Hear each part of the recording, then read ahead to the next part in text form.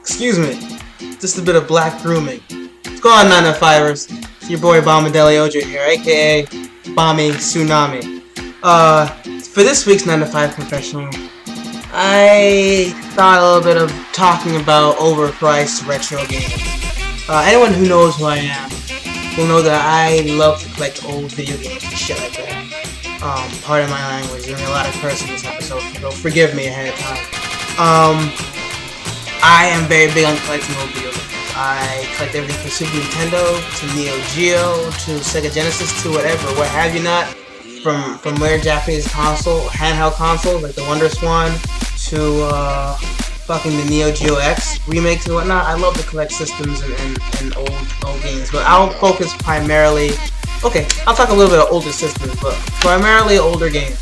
Now, I know that if you go on eBay and you look for games and shit like that, you're usually at the owner's mercy. They can put whatever fucking price they want.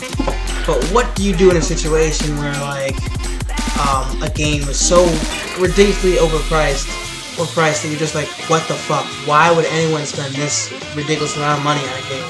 Case in point, I'll give you two cases in points. I don't know why I did that. Dragon Force for the Sega Saturn, and what was the other one? Panzer Dragoon Saga. Jesus fucking Christ. Okay, a couple months ago, or literally, no, a month ago, no, like 2 weeks ago or so, the local video game store that I normally visit on the way back from wherever I'm coming back from, I don't know, has a collection of older games that they get from time to time, and a couple weeks ago they had a copy of Panzer Dragoon Saga, and, what was the other one I said? Dragon Force, yeah. Whatever, Dragon Force, and the Dragon Force was going for like $150, $160, and the Panzer Dragoon was going for it was at $350. I was like, literally, why would anyone spend that much of an amount of money on those games for the Sega Saturn? Don't get me wrong, I have the Sega Saturn, I love Sega Saturn, it's great, it's amazing, but to spend $300 fucking on a Sega Saturn game is utterly ridiculous. I have no idea who would do this. So, the different story is that the Dragon Force I had played once before. I absolutely loved it. So the strategy RPG, because like I said, where you command your troops and all that stuff, and you have different generals, and they command their own troops, and you move around the map. It's a whole bunch of politics and shit like that. Pretty interesting stuff. So, for a good couple days, I was like, yo, 150 doesn't sound that bad for, the Dragon Force. I should probably try and get it. It was really bad.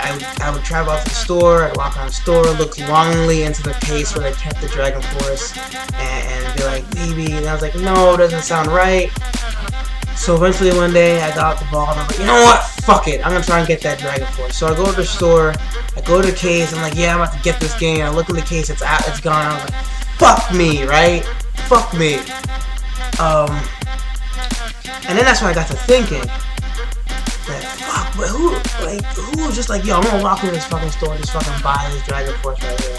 Because even when I walked in that day, I was still apprehensive. I was like, you know what, I'm just gonna walk in, look at it, and not look at it.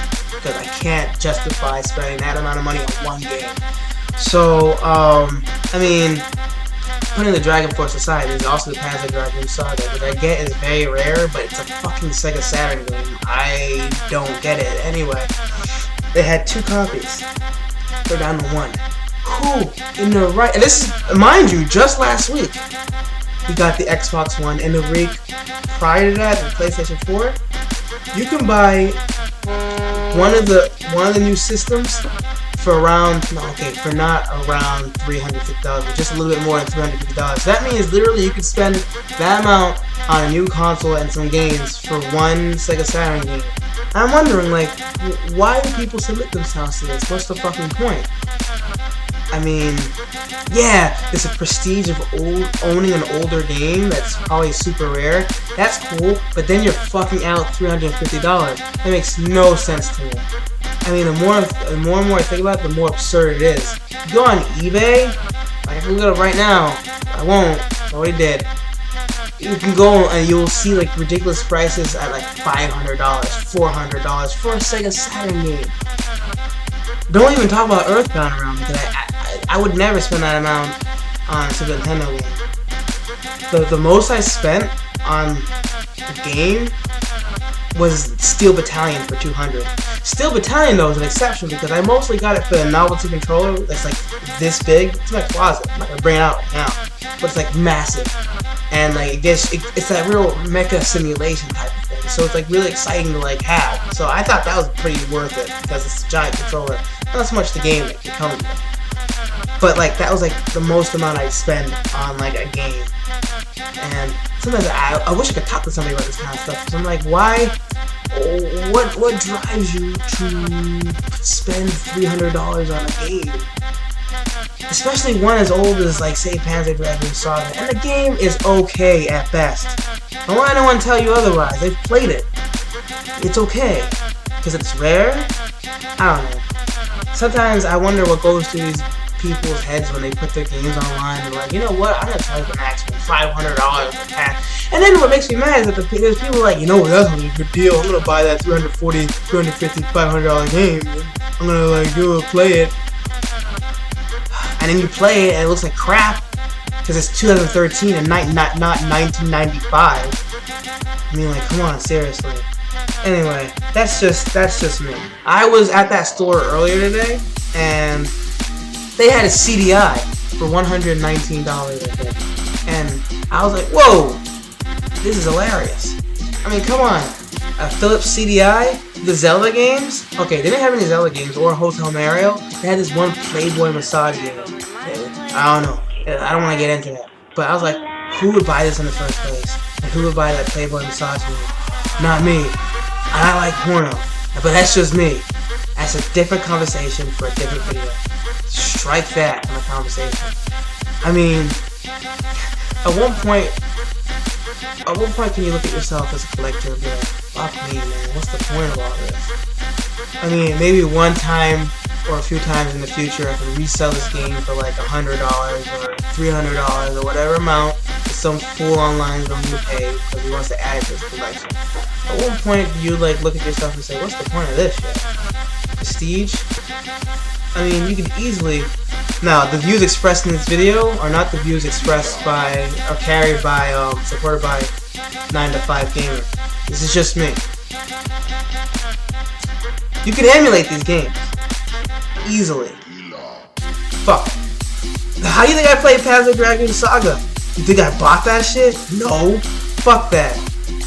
Fucking emulated it. Earthbound? Bought it? Yeah, come on. Metroid? Yeah, let's get fucking real for a second. There's no way I'd spend that amount of money on that kind of on games like that. No matter how rare or prestigious it is to actually own it, because in the long run it means nothing. That's the money I could use for more important shit, like buying prostitutes. No, I'm just kidding about that. No prostitutes, drugs. not that either. But that's a separate story for a separate conversation, so don't mind me. But yeah, that money could be well spent.